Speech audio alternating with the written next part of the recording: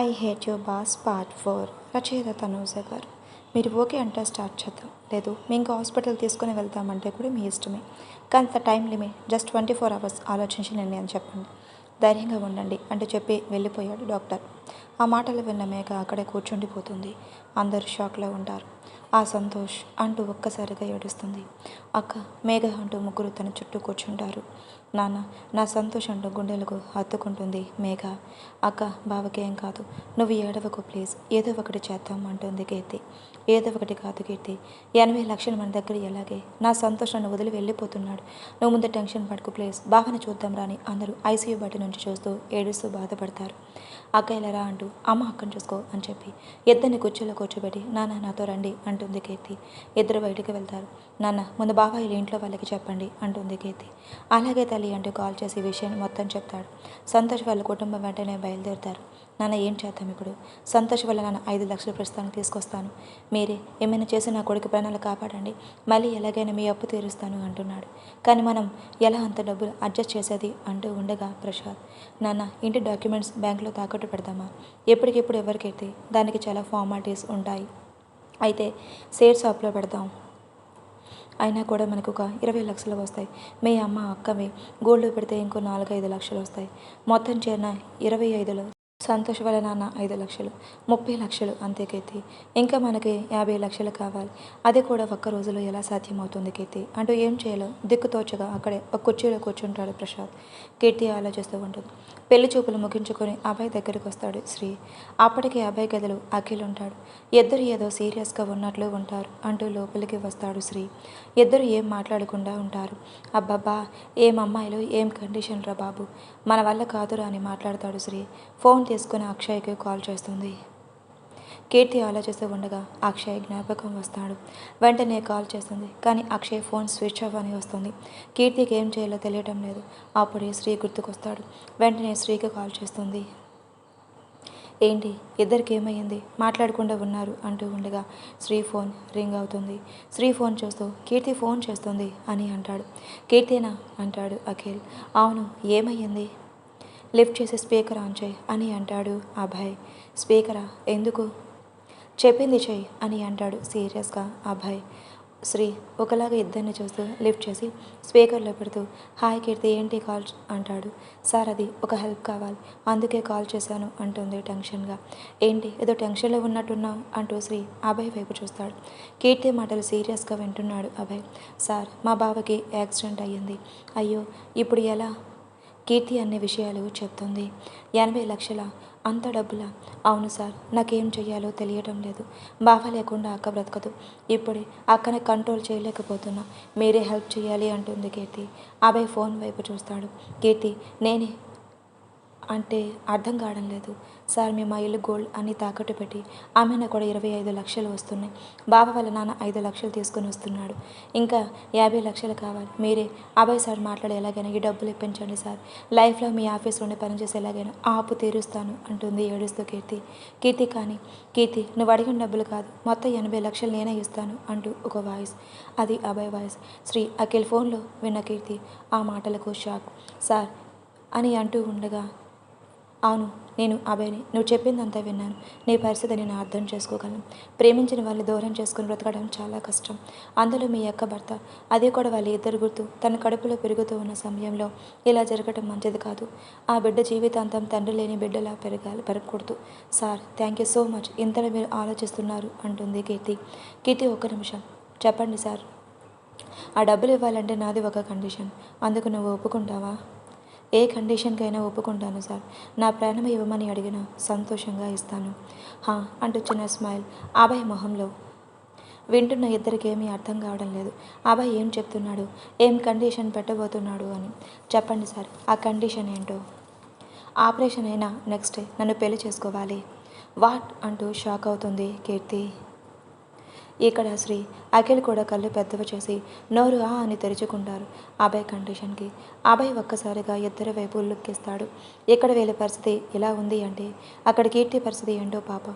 నాకు నిన్ను కాపాడుకోవడానికి వేరే దారి లేదు, కనపడటం లేదు కీర్తి. ఐఎమ్ సారీ అని మనసులో అనుకుంటూ నోర్లు ముయ్యండి అని సాయిగతో చెప్తాడు అభయ్ దగ్గరగా ఇద్దరికి. వాళ్ళు గబుక్కుని నోర్లు మూసేసి ఒకరినొకరు చూసుకుంటారు. హలో అంటాడు అభయ్. అభయ్ నోటి వెంట ఆ మాట వినగానే బ్రెయిన్ అక్కడే పనిచేయటం ఆపేసింది కీర్తికి. అభయ్ వీళ్ళకి రెస్పాండ్ అవ్వటం లేదు. హలో కీర్తి, కీర్తి అని పిలుస్తాడు. కానీ ఏం వినిపించదు, పలకదు. భాగ్య పరుగులు తీస్తూ ప్రసాద్ని కీర్తిని వెతుకుతూ వస్తూ ఉంటుంది. కూర్చొని ఉన్న ప్రసాద్ కనిపించడు. కీర్తి ఫోన్ పట్టుకొనడం కనిపించి కీర్తి అని గట్టిగా పిలుస్తుంది. ఆ పిలిపి కీర్తి ఈ లోకంలోకి వస్తుంది. ఫోన్ కట్ చేసి అమ్మ అంటూ భాగ్య దగ్గరికి వెళ్తుంది. అప్పటికే కీర్తి అనే పిలుపు ప్రసాద్కి వినిపించడంతో ప్రసాద్ కూడా భాగ్య వైపు వెళ్తాడు. ఏమైందమ్మా మేఘ అంటూ ఏడుస్తుంది. మేఘకి ఏమైంది భాగ్య అంటూ ప్రసాద్ టెన్షన్గా అడుగుతాడు. మళ్ళీ కళ్ళు తిరిగి పడిపోయింది, డాక్టర్స్ చూస్తున్నారు అంటూ ఉంది. అలాగే ముగ్గురు ఫాస్ట్గా పరిగెడతారు. మేఘాని చెక్ చేసి వచ్చిన డాక్టర్ని కలుస్తారు. ఆ అమ్మాయి ఇలాగే టెన్షన్ పడుతూ తినకుండా ఉంది అంటే అబార్షన్ అవ్వడానికి 90% ఛాన్సెస్ ఉన్నాయి. మీరు అర్థం చేసుకుంటానని అనుకుంటున్నా అంటాడు డాక్టర్. ముగ్గురు బయటకు వచ్చి దిక్కుతోచగా భాగ్య ఏడుస్తూ ఉంటే ఎక్కడ ముగ్గును పోగొట్టుకుంటానేమో అన్న భయంతో ప్రసాద్ని చూస్తూ అభయ్ పెట్టిన కండిషన్ గుర్తుకు ఆలోచిస్తూ ఉంటుంది. కళ్ళలో కన్నీళ్ళు ఎవరికి చెప్పుకోవాలో తెలియక అన్నీ చెప్పుకొని అక్క పరిస్థితి చూస్తూ ఆలోచనతో సతమతమవుతుంది కీర్తి. కీర్తి కాల్ కట్ చేయగానే అభయ్ షాక్ అవుతాడు. ఏం చెప్పకుండా కట్ చేసింది ఏంటి అంటాడు. మరేం చెయ్యాలి అని నువ్వు ఎదురు చూస్తున్నావా అభి?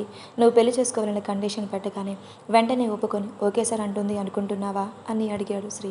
అవునభి, నువ్వు ఇలా అడుగుతావని మేము కూడా ఎక్స్పెక్ట్ చేయలేదు అని అన్నాడు అఖిల్. నేను అనుకోలేదు అఖిల్, ఇలాంటి పరిస్థితి నాకు కలుగుతుందని అని అన్నాడు అభయ్. వీళ్ళు ఇలా మాట్లాడుకుంటూ ఉండగానే అభయ్ ఫోన్ రింగ్ అవుతుంది. అభయ్ ఫోన్ చూసి కీర్తి అంటాడు. స్పీకర్ ఆన్ చేయి. అభయ్ లుక్ ఇస్తాడు శ్రీకి. ఏంటి నువ్వు చేయమంటే నేను చెయ్యాలా? ఇప్పుడు నువ్వే చెయ్యు. అబ్బా ఆపురా అభయ్, నువ్వు లిఫ్ట్ చెయ్యు. అభయ్ కాల్ లిఫ్ట్ చేసి స్పీకర్లో పెడతాడు. కీర్తి అంటాడు. సార్ నేను పెళ్లి చేసుకుంటాను, కానీ ఇప్పుడే కాదు, మా బావ రికవరీ అయ్యాక ప్లీజ్ అని అంటుంది కీర్తి. కానీ కీర్తి అంటూ ఉండగా అభయ్ సార్ ప్లీజ్ వెంటనే డబ్బులు మాత్రం ఇవ్వగలరా అంటుంది బాధగా కీర్తి ఏడుస్తూ. కీర్తి ఏడుపు, ఆ గొంతులోని ఆ బాధ అభయ్ గుండెలను తాకింది. ఓ శ్రీతో పంపుదా అని కాల్ కట్ చేస్తాడు అభయ్. రే నాకేం అర్థం కావడం లేదు అంటుండగా శ్రీ అఖిల్ ముందు వెళ్ళి డాక్టర్స్తో మాట్లాడి ఆ ఆపరేషన్ సంగతి చూడండి, డబ్బు ఇమీడియట్గా కట్ అయ్యండి, తర్వాత మనం మాట్లాడుకుందాం. అది కాదు అభి అని అంటూ ఉండగా Akhil will you please do you what I'm saying అంటూ ఇద్దరిని కోపంగా చూస్తూ గట్టిగా అరుస్తాడు అభయ్. ఇంకేం చేయలేక శ్రీ అఖిల్ వెళ్తూ ఉండగా సైలెంట్గా డబ్బులు అవసరం లేదా అంటాడు మళ్ళీ అభయ్. ఓకే డెబిట్ కార్డ్ ఇచ్చి ఇందులో నుంచి పే చేయండి అంటూ కార్డ్ ఇచ్చేసి కిటికీ వైపు తిరుగుతాడు అభయ్. ఇద్దరు చూసుకుంటూ వెళ్తారు. కింద ఉన్న మంజుల, సత్య, అభిరామ్కి అభయ్ అరుపు వినిపించడంతో కిందకి వెళ్ళిన ఏమయ్యింది, ఎందుకు ఇలా అరిచాడు అభి అని అడిగింది సత్య. వాడికి పిచ్చి పట్టిందండి, మాకు అర్జెంట్ పని ఉంది ప్లీజ్, ఇంకేమైనా అడగాలంటే వాడిని వెళ్ళి అడగండి అని శ్రీ కూడా కోపంగా వెళ్తాడు. అఖిల్ కూడా వెనకాల వెళ్ళిపోతాడు. మంజుల అఖిల్ అఖిల్ అని పిలుస్తూ ఉన్నా వినిపించుకోకుండా మీ బావ రికవర్ అయ్యే వరకు అంటే ఎలా నేను కాపాడేది కీర్తి, ఇప్పటికే నీ మీద 2 సార్లు అటాక్ జరిగింది, ఇప్పుడు నువ్వు ఇలా ఫ్రీగా తిరుగుతూ వాళ్ళకి దొరికావంటే ఎలాంటి సమయంలో అయినా నేను వాళ్ళు అనే ఆలోచన రాగానే అభయ్ ఫాస్ట్గా మెట్లు దిగుతూ పరిగెడతాడు. అభయ్ని ఎప్పుడు అంత విచిత్రంగా చూడండి ఇంట్లో వాళ్ళు అభి అభి అని పిలుస్తున్నా వినిపించుకోలేదు అభయ్. శ్రీ అఖిల్ ఆల్రెడీ కారులో బయలుదేరారు. అభయ్ తన కారులో కూర్చొని ఫాస్ట్గా డ్రైవ్ చేసుకుంటూ వెళ్తూ ఉన్నాడు హాస్పిటల్కి. ఇక్కడ కీర్తి అన్నీ కోల్పోయిన అమ్మాయిగా కూర్చొని ఉంది. అభయ్ సార్ మీరు నా గురించి ఏమనుకుంటున్నారు? నన్ను ఒక ఆడపిల్ల కాకుండా అంగడిలో బొమ్మలాగా డబ్బులు ఇచ్చి కొనుక్కున్నట్లు ఉంది. ఇప్పుడు అక్క ప్రాణం బావతో ముడిపడి ఉంది, బావ ప్రాణాలు డబ్బులతో. ఆ డబ్బులు మీలాంటి వాళ్ళ దగ్గర ఉన్నాయి. మీకు మా మనసులతో సంబంధం లేకుండా మా అవసరాలతో మెలిపెట్టి ఆడుకుంటున్నారు. చీ I really hate you sir, really hate you అంటూ మొహాన్ని అరచేతుల్లో తచ్చుకుంటూ మనసులోని బాధని, గుండెల్లో భారాన్ని కన్నీళ్ళ రూపంలో బయటకు పంపించడానికి ప్రయత్నం చేస్తుంది కీర్తి. ఐశ్వర్య మనసులు ప్రతి క్షణం కీర్తి చుట్టూ తిరుగుతూ ఉన్నారు. కానీ ఆ విషయం అభయ్ పెట్టిన మనుషులు గమనించలేకపోతున్నారు. అతిపెద్ద హాస్పిటల్లో ఎవరిని అనుమానించగలరు? అందులో ఇప్పుడు ఈ యాక్సిడెంట్ అయిన వాళ్ళు అందరూ అక్కడే ఉండటం వల్ల ఒకటే గందరగోళంగా ఉంది హాస్పిటల్. ఇలాంటి సమయంలో కీర్తికి ఇటువైపు నుంచి ఆపద వస్తుందో అని భయంగా ఉన్నారే తప్ప ఎవరు ఆపద కలిగించేలా ఉన్నారు అని గుర్తించలేకపోతున్నారు. ఐశ్వర్యకి ఎప్పటికప్పుడు కీర్తి గురించి ఇన్ఫర్మేషన్ పోతూనే ఉంది. హాస్పిటల్ ఏమైనా చేస్తే అక్కడ అన్ని సీసీ ఫుటేజ్లో కనిపిస్తారు. సమయం చూసుకొని బయటకు వచ్చినప్పుడు దాన్ని ఈ లోకంలో నుంచి పంపడానికి చూడండి అంటూ, ఈ టైం అయినా పని మీద శ్రద్ధ పెట్టి చేయండి అంటూ కోపంగా కాల్ కట్ చేస్తుంది ఐశ్వర్య. శ్రీ వాళ్ళ హాస్పిటల్కి చేరుకుంటారు. కీర్తి ఫోన్ రింగ్ అవుతుంది. చూస్తే శ్రీ కన్నీళ్ళను తుడుచుకుంటూ హలో సార్ అని అంటుంది. కీర్తి, మేము హాస్పిటల్కి చేరుకున్నాం, కిందనే ఉన్నాం, ఎక్కడికి రావాలో చెప్పు అని అడిగాడు. సార్ థర్డ్ ఫ్లోర్కి రండి అని అనింది కీర్తి. ఓకే కీర్తి అని కాల్ కట్ చేసి రా అఖిల్ అని అంటాడు. అంతలోపే వెనకాల హారన్ చేస్తూ అభయ్ కార్ కనిపించింది. అభయ్ వచ్చాడు. శ్రీ కనిపిస్తుంది అంటూ అభయ్ని చూస్తున్నాడు శ్రీ. నేరుగా ఇద్దరు దగ్గరకు వస్తాడు అభయ్. నువ్వేంటి అని అడిగాడు శ్రీ. నేను రాకూడదా? రావచ్చు, అసలు ఆ ఇంటికి కాబోయే చిన్న నడువే, నేను ఎవరు వద్దంటారు అంటూ వంకరగా మాట్లాడాడు శ్రీ. నీ వంకర మాట నిలిపితే వెళ్దాం అని అన్నాడు అభయ్. అలా ముగ్గురు కీర్తి చెప్పినట్లు థర్డ్ ఫ్లోర్కి వెళ్తారు. కీర్తి వాళ్ళ కోసమే ఎదురు చూస్తూ మెట్ల దగ్గర ఉంటుంది. కానీ అభయ్ వస్తాడు అని ఎక్స్పెక్ట్ చేయలేదు. అలా అభయ్ని చూస్తూ ఉండగా తను అడిగిన మాట గుర్తుకు వచ్చి కళ్ళల్లో నీళ్లు ఉబుకుతాయి. కానీ వాటిని బయటకు రానివ్వకుండా ఆదుకుంటూ హాల్లో సార్ అంటుంది. కీర్తి ఎలా ఉంది మీ బావకి అని అడిగాడు అఖిల్. కండిషన్ సీరియస్ సార్, కానీ ఆపరేషన్ చేసి బ్రతుకుతాడు అని చెప్పారు డాక్టర్. అభయ్ కీర్తిని చూస్తూ ఉంటాడు. కానీ కీర్తి కళ్ళు అభయ్ని చూడు. అక్క ఇప్పటికి 2 సార్లు కళ్ళు తిరిగి పడిపోయింది. తను చెక్ చేసి ఇలాగే ఉంటే ఆభాషణ అవుతుందని చెప్పారు డాక్టర్స్ అంటూ ఏడుస్తుంది కీర్తి. అయ్యో అక్క ఎక్కడ ఉంది అని అడిగాడు శ్రీ. బెడ్ రెస్ట్లో ఉంది, రెస్ట్ తీసుకుంటుంది. అమ్మ అక్కతో ఉంది. నాన్న అని అడిగాడు అభయ్. ఇక్కడే ఉన్నారు సార్. అలా మాట్లాడుతూ ఉండగానే ప్రసాద్ వస్తాడు. సార్ మీరు అంటాడు ప్రసాద్. మాకు కీర్తి చెప్పింది అంతా, మీరు కంగారు పడకుండా ఉండండి అంకుల్, మేము అమౌంట్ కడతాం అని చెప్పాడు శ్రీ. సార్ మీరు అంటూ ఎమోషనల్ అయ్యాడు ప్రసాద్. దీని గురించి మళ్ళీ మాట్లాడుకుందాం, ముందు డాక్టర్తో మాట్లాడి ఆపరేషన్ గురించి కనుక్కుందాం అని అన్నాడు అభయ్. నాన్న మీరు సార్ వాళ్ళతో వెళ్ళి రండి, నేను ఇక్కడే ఉంటాను. అఖిల్ నువ్వు తోడుగా ఉండు అని చెప్పి అభయ్, ప్రసాద్, శ్రీ ముగ్గురు వెళ్ళారు డాక్టర్తో మాట్లాడటానికి. అలా డాక్టర్తో మాట్లాడి ఆపరేషన్కి అని సిద్ధం చేశారు. అలాగే మేఘాన్ని చూసి తనకి ధైర్యం చెప్పి అమౌంట్ గురించి భయపడద్దు అని, అలాగే ఆపరేషన్ కూడా చేస్తారు అని చెప్పారు. ఇక్కడ ఎందుకు మీరంతా మీ ముగ్గురు ఇంటికి వెళ్ళండి, అంకుల్తో పాటు మేము ఉంటాం అన్నాడు అబ్బాయి. అలాగే నా కీర్తి ఇంటికి వెళ్ళి సేఫ్గా ఉంటుందని. లేదు సార్, ఆపరేషన్ అయ్యేంత వరకు ఇక్కడే ఉంటాం అనింది మేఘ. తన బాధ అర్థం చేసుకుని ఓకే మీ ఇష్టం అంటాడు అభయ్. ఆపరేషన్ జరుగుతుంది. అందరూ హాస్పిటల్లోనే ఉంటారు. అభయ్ చుట్టూ మనుషులని గమనిస్తూనే ఉంటాడు. శ్రీ అఖిల్ అభయ్ని గమనిస్తూ ఉంటారు. ఇంతలో అఖిల్కి ఇంట్లో నుంచి ఫోన్ వస్తుంది. అఖిల్ లిఫ్ట్ చేసి విషయం అంతా చెప్తాడు. అక్షయ్కి కూడా విషయం తెలిసి హాస్పిటల్కి చేరుకొని మేఘకి ధైర్యం చెప్తాడు. ఇంతలోపే సంతోష్ వల్ల అమ్మ, నాన్న ఇంకా మామ అంటూ ముగ్గురు వస్తారు. వాళ్ళకి జరుగుతుంది అంతా చెప్తారు. వాళ్ళ ముగ్గురు అబ్బాయికి చేతులు జోడించి చాలా థ్యాంక్స్ సార్, మీరు చేస్తున్న ఈ సహాయానికి ఈ జన్మలో రుణం తెచ్చుకోలేం అంటూ ఎమోషనల్ అయ్యారు. అలా చూస్తూ ఉండగానే ఆపరేషన్ అయ్యింది. డాక్టర్స్ వచ్చి సంతోషం సేఫ్ అని చెప్తూ 2 వారాల హాస్పిటల్లోనే ఉండాలని చెప్పారు. ఓకే సార్ చాలా థ్యాంక్స్ అంటారు అందరూ. అప్పటికే సమయం రాత్రి 2 గంటలు అయ్యింది. అందరి మొహాల్లో కొంచెం దిగులుపోయి సంతోషం వస్తుంది. మేఘ కళ్ళల్లో మళ్ళీ సంతోష్ తిరిగి వస్తాడు అన్న మెరుపు కనిపించింది కీర్తికి. అక్కను చూస్తూ కళ్ళల్లో ఆనంద బాష్పాలు వచ్చాయి. ఐసీయూ బయట నుంచి సంతోషం చూస్తారు అందరూ. మేఘాన్ని తీసుకొని ఆడవాళ్ళు ఇంటికి వెళ్తారు. అభయ్, శ్రీ, అక్షయ్, అఖిల్ కూడా వెళ్ళిపోయారు. హాస్పిటల్లో ప్రసాద్ మరియు సంతోష్ వాళ్ళ నాన్న మాత్రమే ఉంటారు. ఇంటికి వచ్చిన అభయ్కి ఇంకో పక్క కీర్తికి నిద్ర పడటం లేదు. పెళ్ళి అనే మాట కీర్తి చెవిలో పదే పదే వినిపిస్తుంది. లేచి కూర్చుండు, అసలు ఈ అభయ్ సార్ నన్ను ఎందుకు పెళ్లి చేసుకోవాలనుకుంటున్నాడు అనే ఆలోచన తన మెదడులో పదే పదే వస్తుంది. అలా ఎంతసేపు ఆలోచించి అలాగే నిద్రలోకి జారుకుంటుంది కీర్తి. ఆ నెక్స్ట్ డే సోమవారం అందరూ ఆఫీస్కి వెళ్ళాలి. కానీ హాస్పిటల్ నుంచి లేటుగా వెళ్ళటం వల్ల శ్రీ మురుగన్కి కాల్ చేసి ఒక రోజుకి మెయింటైన్ చేయమని చెప్తాడు. విషయం అంతా ఎక్స్ప్లెయిన్ చేసి ఉదయం 10 గంటలకి కీర్తి మెలకు వస్తుంది. లేచి చూస్తే భాగ్య మాత్రమే ఉంటుంది. అమ్మ, అక్క ఎక్కడ? హాస్పిటల్కి వెళ్ళింది. రాత్రి కూడా రెస్ట్ లేదు. ఇప్పుడే వెళ్ళకపోతే ఏమవుతుంది? బాగా ఓకే అని డాక్టర్స్ చెప్పారు కదా. భాగ్య చిన్న నవ్వుతూ, భర్తకు బాగోకపోతే ఏ భార్యకి నిద్ర పట్టదు కీర్తి అంటూ చెంపలు నిమ్మడుతూ, అది నీకు పెళ్ళయ్యాక అర్థమవుతుందిలే అంటుంది. అబ్బా అమ్మ, ఇప్పుడు చూడు పెళ్ళి అని ఆగిపోయింది కీర్తి. ఎందుకంటే ఇంక 2 వారాల్లో సంతోష్కి బాగా అయిపోయాక తను పెళ్లి చేసుకోవాలనే ఆలోచన వస్తుంది. ఏంటి ఆగిపోయావు? ఏం లేదమ్మా, నాకు టీ పెట్టేస్తావా? తలనొప్పిగా ఉంది. నువ్వు వెళ్ళి హాల్లో కూర్చో. కీర్తి వెళ్ళి సోఫాలో కూర్చుంటుంది. అప్పుడే ప్రసాద్, సంతోష్, నాన్న వస్తారు. నాన్న, బావకి ఎలా ఉంది?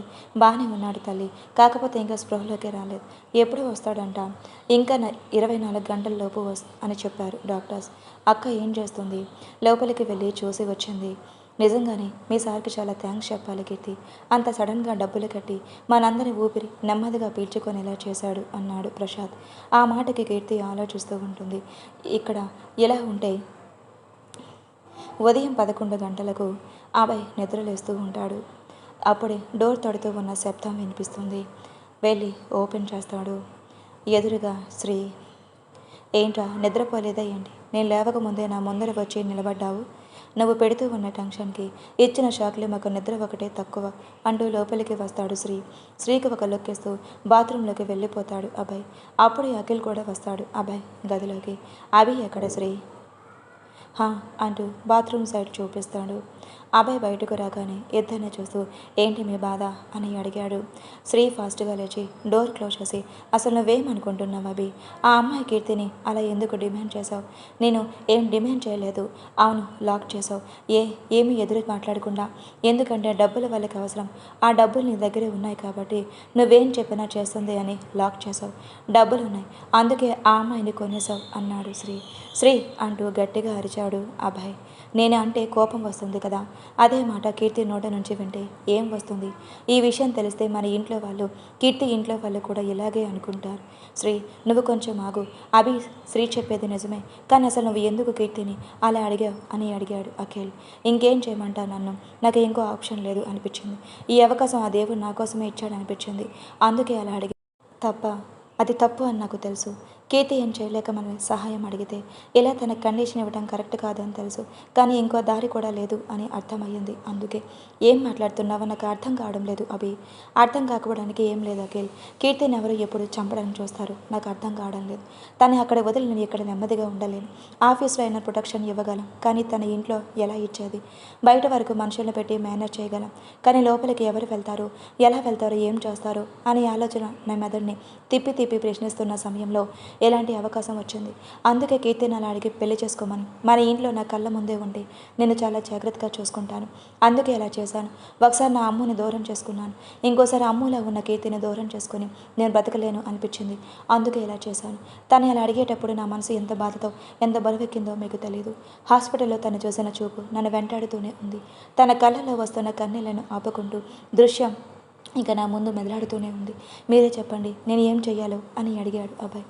అభిని ఆలోచనతో, నీ ప్రేమలో తప్పలేదు, అలా కనిపించేలా చేశావు. ఇప్పుడు నువ్వు కీర్తిలో అమ్మని చూసుకున్నట్లే మేము చూసాం అభి. నీకు తను పెళ్లి చేయాలనే ఆలోచన మాకు ఉంది. మాకే కాదు, మా ఇంట్లో అందరికీ కీర్తిని నీ జీవితంలో తీసుకురావాలని ఉంది. నువ్వు తొందరపడ్డావు అభి. కొంచెం సమయం ఇచ్చి ఉంటే నీ మీద ప్రేమతో కీర్తిని జీవితంలోకి వచ్చి ఉండేది, కానీ ఇప్పుడు అన్నాడు శ్రీ. ఇంకొన్ని రోజులాగే ఉంటే తన ప్రాణాలకు గ్యారంటీ ఉండేది కాదు. అసలు ఇప్పుడు కూడా పెళ్ళి అయ్యేంత వరకు కూడా అన్నాడు అభయ్. అండ్ ఇంకా నా మీద ప్రేమ, అది ఇప్పట్లో కీర్తి కలగదు, దానికి సమయం చాలా పడుతుంది. అలా ఎందుకు అనుకుంటావు అభి? నేను అనుకోవడంలో తప్పలేదు శ్రీ. తనకి నా మీద మంచి ఇంప్రెషన్ లేదు, అదే అడుగుతున్నది. నువ్వే అది ఎలా డిసైడ్ అవుతావు అని.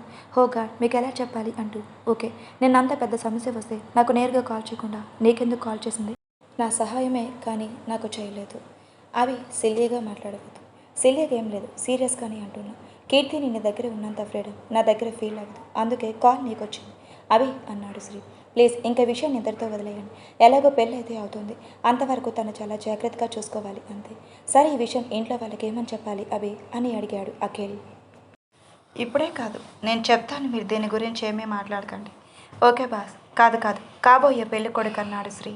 రే అంటూ చిన్న నవ్వు కనిపించకుండా నవ్వుతూ శ్రీ మెడ చుట్టూ చేతులు వేసి తిప్పుతూ చంపుతా అన్నాడు అభయ్. ఆహా, అప్పుడే సిగ్గు వచ్చేసింది మా బావకన్నాడు అఖిల్. రే, మీ ఇద్దరు వెళ్ళండి ముందు, నేను ఫ్రెష్ అయ్యి వస్తాను అంటూ ఇద్దరిని బయటకు పంపాడు అభయ్. తొందరగా రెడీ అయ్యి రారా పెళ్లి కొడుక, హాస్పిటల్కి వెళ్ళొద్దాం అన్నాడు శ్రీ. పెళ్లి కొడుక ఎవరా? శ్రీ అన్నయ్య అంటూ అక్షయ్ ఎదురుపడ్డాడు. అది మన శ్రీనేహకి పెళ్లి చూపులు చూస్తున్నారుగా, అందుకే అలానే ఏదో కవర్ చేయాలని ప్రయత్నం చేస్తాడు అఖిల్. కానీ పెళ్ళి కూడా కానింది శ్రీ అన్ననే కదా. అవును నేనే, నన్ను నేనే అనుకుంటున్నా అంటూ పరుగుని వెళ్తాడు. శ్రీని ఫాలో చేస్తూ అఖిల్ కూడా వెళ్తాడు. పిచ్చోళ్ళు అంటూ అక్షయ్ మ్యూజిక్ క్లాస్కి బయలుదేరుతాడు.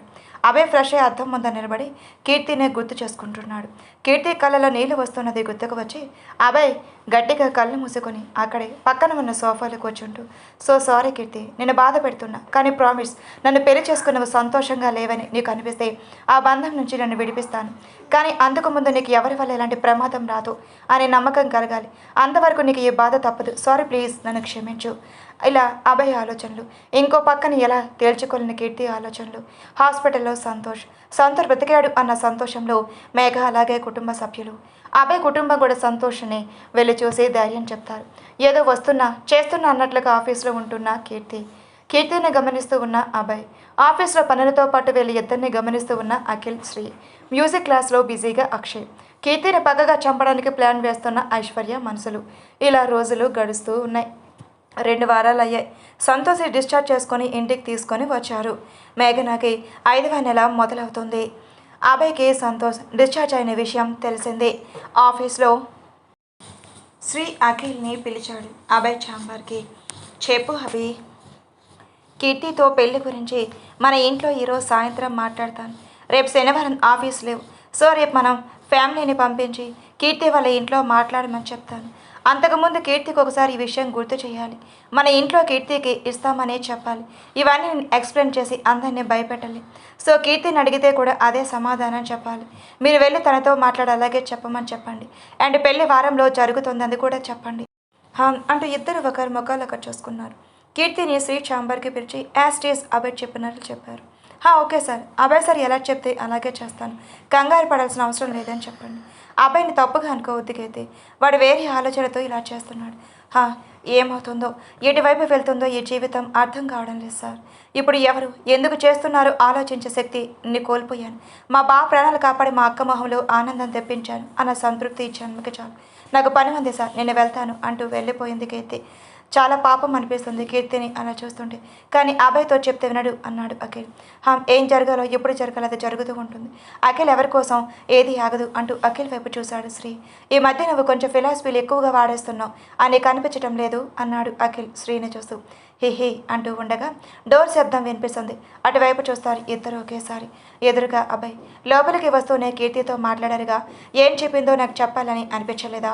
అరే జస్ట్ ఇప్పుడే కదరా వెళ్ళింది, అంతలోపే వచ్చి ఇలా అంటున్నావు అన్నాడు శ్రీ. నీకు తెలియదా నా మనసు ఎలా ఉంటుందో? సారీ బాస్, ఓకే చెప్పింది, మీరు ఎలా చెప్తే అలాగే అంట, ఓకేనా? ఇంకేమైనా చెప్పిందా? ఇంకేం లేదు అన్నాడు శ్రీ.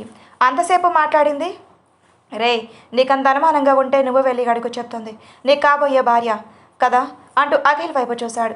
అవి సీరియస్ అవుతాడని తెలిసి అవే కోపంగా లేచి డోర్ గట్టిగా వేసుకొని వెళ్ళిపోయాడు. నిజంగా వెళ్ళి అడుగుతాడేమో అని శ్రీ అన్నాడు అఖిల్. వాడి ముఖం వాడికి అంత లేదు. అభయ్ నేరుగా తన ఛాంబర్లోకి వెళ్ళిపోయాడు. సాయంత్రం 6 గంటలు అభయ్ ఇంటికి చేరుకున్నాడు. శ్రీ కూడా ఇంట్లో వాళ్ళ రియాక్షన్ చూద్దామని అభయ్ వెనకాలే వచ్చాడు. సత్య అందరికీ కాఫీ ఇస్తూ, ఏంటి శ్రీ, ఈరోజు మీ అమ్మ పెళ్లి చూపులు ప్రోగ్రాం పెట్టలేదా అని అడిగింది శ్రీని.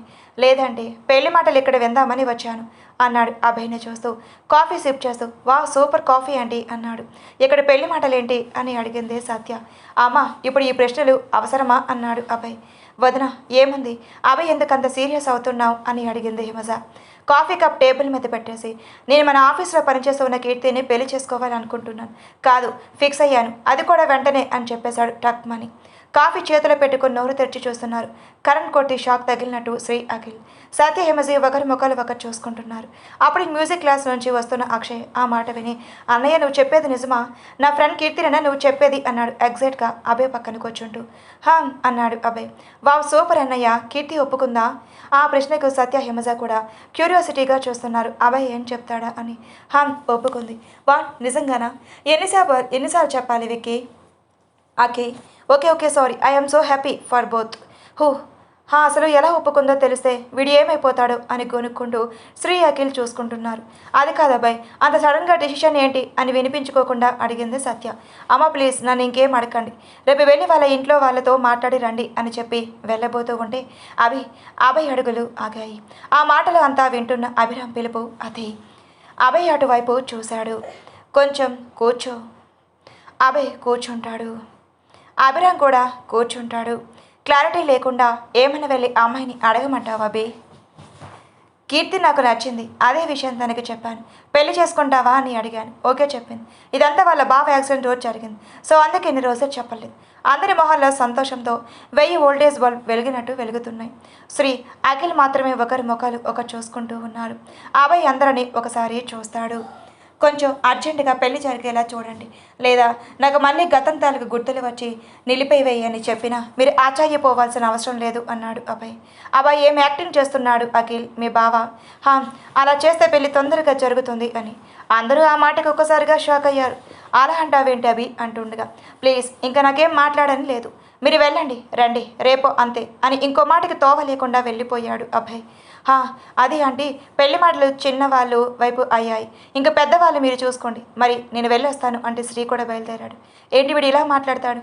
ఇప్పుడు పెళ్లి తొందరగా చేయకపోతే వద్దని చెప్తాడంట. ఒకవేళ పెళ్ళయ్యాక గుర్తుకు వస్తే అప్పుడు తనకి విడాకులిస్తాడా అని కోపంగా అడిగాడు అభిరామ్ సత్య వైపు చూస్తూ. అన్నయ్య, వాడికి పెళ్లి గొప్పనదే పెద్ద విషయం. ఒకసారి పెళ్ళయ్యాక కీర్తిని ఎలా వదులుతాడు అంది హిమజ. నాకు తెలిసి వాడి కీర్తిని ఇష్టపడిందే అమ్ములా ఉంది అని అనింది సత్య.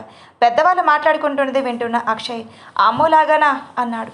ఇంతవరకు ఆ ఇంట్లో అమ్ములాగా కీర్తి ఉంది అని అనుమానం రానిది ఒక అక్షయ్కే, ఎందుకంటే అమ్ము మొహం సరిగ్గా గుర్తు ఉండదు కనుక. అది అంటే కొంచెం పోలికలు ఉన్నాయి అంటుంది అత్తయ్య అన్నాడు అఖిల్. అవును. ఓహో, మరి నాకు ఎప్పుడూ అనిపించలేదే, ఇప్పుడు అది అంత అవసరమా అక్కి?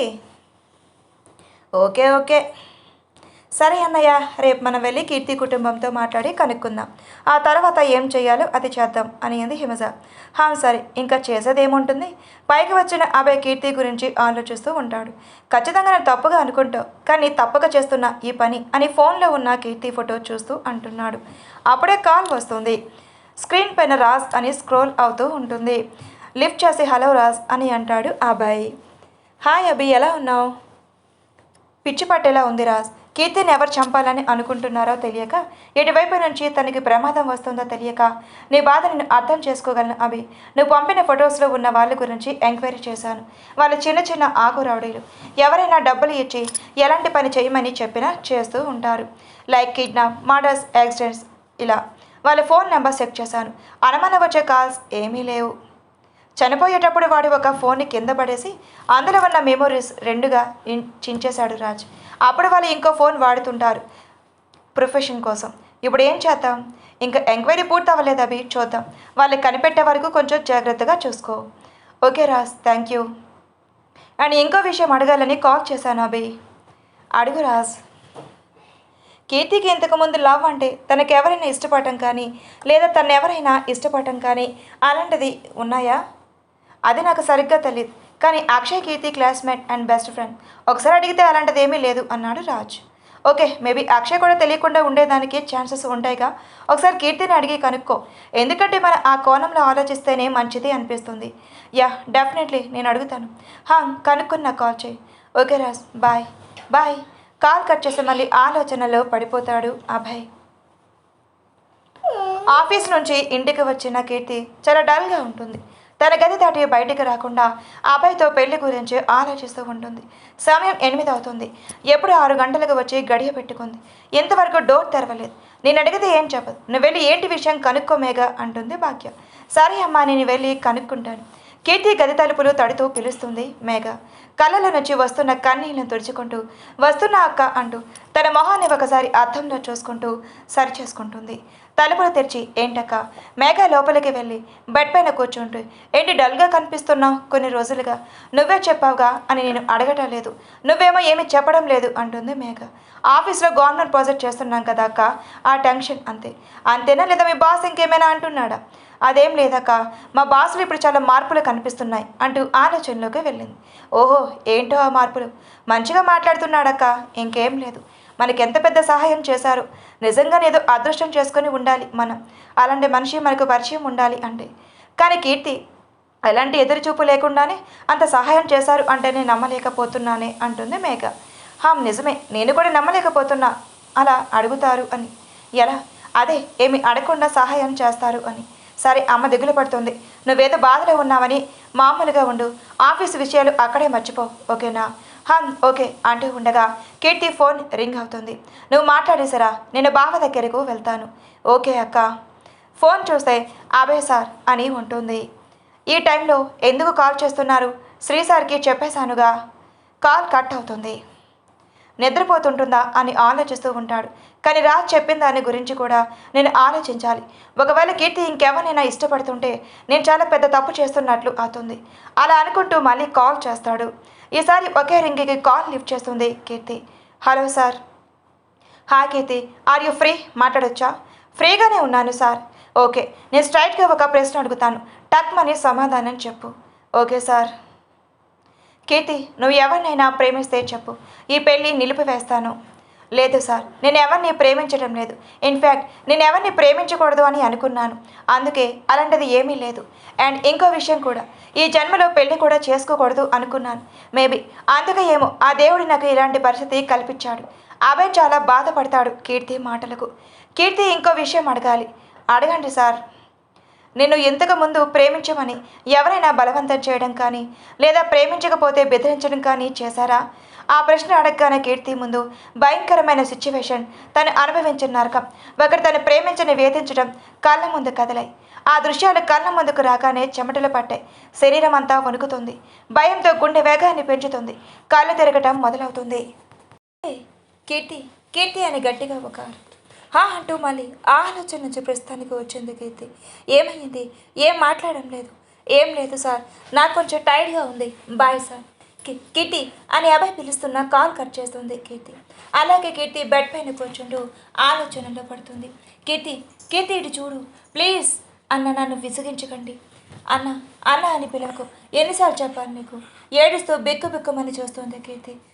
ఇది చూడు. కీర్తి చూస్తుంది. చేతిలో బ్లడ్. ఏంటిది? నువ్వు నన్ను ప్రేమించకపోతే ఈ బ్లడ్తో నా గొంతు కోసుకుంటాను అంటూ గొంతు దగ్గర పెట్టుకున్నాడు. నో అంటూ ఆలోచన నుంచి కీర్తి బయటకు వస్తూ కళ్ళు మూసుకుంటుంది. అలాగే బెడ్ పైన పడుకుంటుంది కీర్తి. ఇటు కీర్తి ఎందుకు అంత సడన్గా కాల్ కట్ చేసిందని టెన్షన్ పడుతూ మళ్ళీ కాల్ చేద్దామా అని అనుకున్నాడు. బట్ వద్దు అనుకుని అలాగే ఉండిపోయాడు అబ్బాయి. నెక్స్ట్ డే ఉదయం 10 గంటలకు అబ్బాయి ఇంట్లో నుంచి పెద్దవాళ్ళ ముగ్గురు అలాగే అక్షయ్ బయలుదేరాడు. అక్షయ్కి కొంచెం ఎక్సైట్గా ఉంది, అందుకే వాళ్ళతో పాటు బయలుదేరాడు. ఇక్కడ కీర్తి మామూలుగా సింపుల్గా రెడీ అయి ఉంది. ఇంట్లో ఉదయం పనులన్నీ చేసుకొని టిఫిన్స్ తినేసి హాల్లో కూర్చొని మాట్లాడుకుంటూ ఉన్నారు ప్రసాద్, సంతోష్, మేఘ.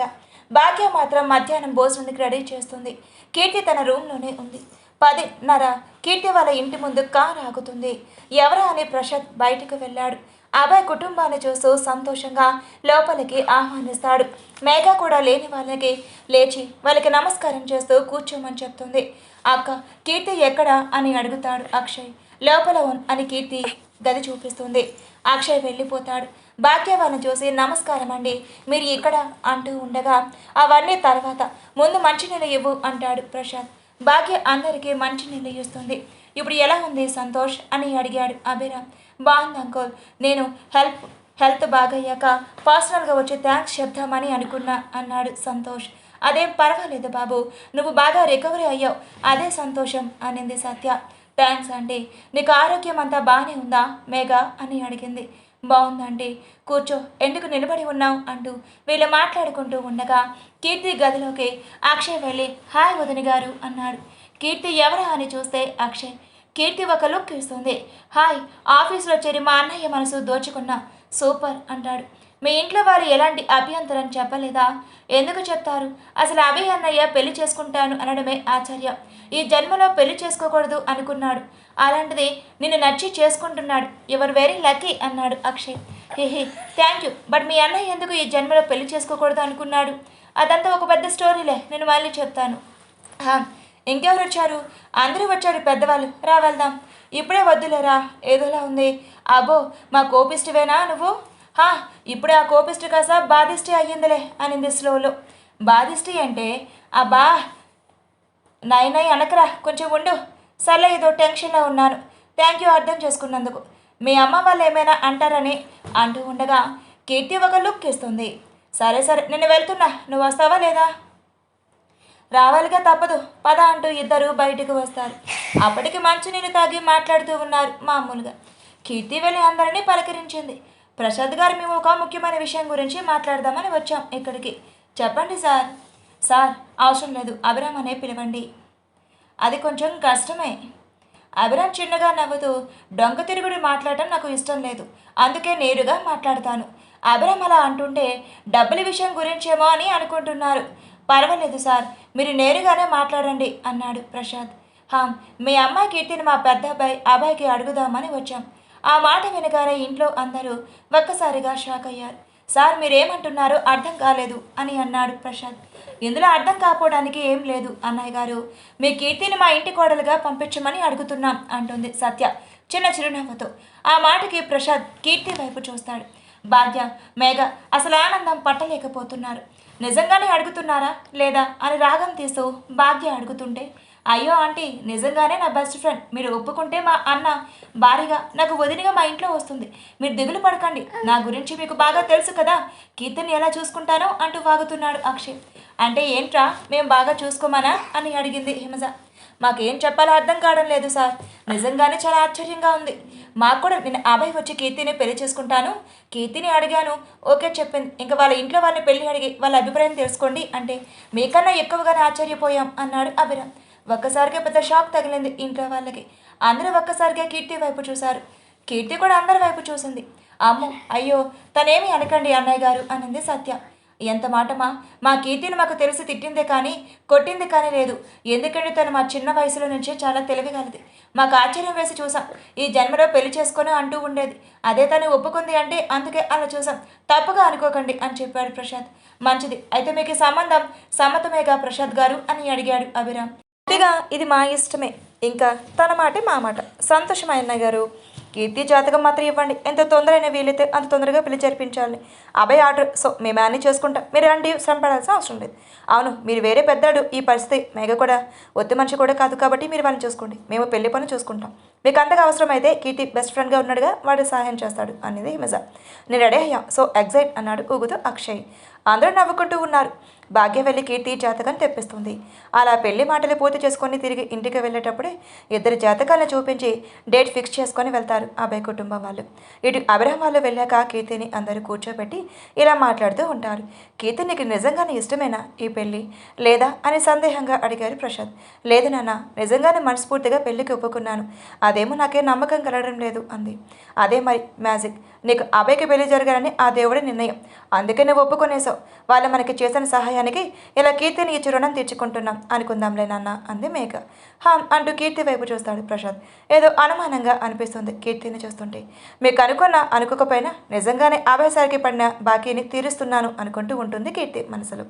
అభయ్ తన బెడ్రూమ్లో ఏం జరుగుతుందో పెళ్లికి ఒప్పుకున్నారా లేదా అని ఆలోచిస్తూ అటు ఇటు కాలు కాలిన పెళ్లిలాగా తిరుగుతున్నాడు. రే యాప్రా బాబు ఆ నడక, ఆ టెన్షన్ కీర్తిని పెళ్లికి ఒప్పుకుంటుందో. ఈవేళ ఇంట్లో వాళ్ళు ఎందుకు ఒప్పుకోరు? ఉదయం నుంచి నువ్వు ఇలా తిరుగుతూనే ఉన్నావు, మేము చెప్తూనే ఉన్నాం అంటాడు శ్రీ. మధ్యాహ్నం 3 గంటలు అభి అభి అంటూ పిలుపు. గదిలో నుంచి ముగ్గురు హాల్లోకి వస్తారు అభయ్, శ్రీ, అఖిల్. అన్నయ్య కంగ్రాచులేషన్స్, పెళ్లికి కీర్తి ఇంట్లో కూడా ఒప్పుకున్నారు అండ్ డేట్ కూడా ఫిక్స్ చేసుకొని వచ్చేసాం అన్నాడు అక్షయ్. అక్షయ్కి ఏదో తెలియని సంతోషం మనసు నిండుగా ఉంది ఇప్పుడు. శ్రీ, అఖిల్ కూడా హ్యాపీగా ఫీల్ అవుతారు. వచ్చిన 2వ తేదీ ముహూర్తం అనింది సత్య అభి చంపలు నెమురుతూ. అంటే 15 రోజులు ఉన్నాయి. అవును, ఏ ఆ మాత్రం ఆగలేరా, ఇప్పుడే జరిగిపోవాలా అన్నాడు అభిరామ్. అబే అదేం లేదంకోల్ అన్నాడు ఇహి అంటూ Shri.